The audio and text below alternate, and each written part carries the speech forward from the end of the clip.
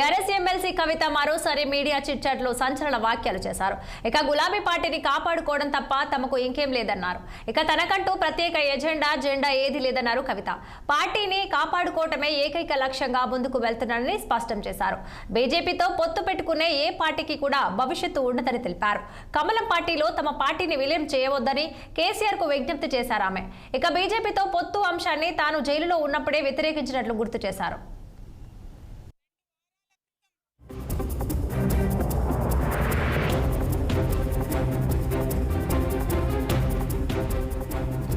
పార్టీని సొంతంగానే కాపాడుకోవాలంటూ పార్టీ శ్రేణులకు కవిత సూచించారు.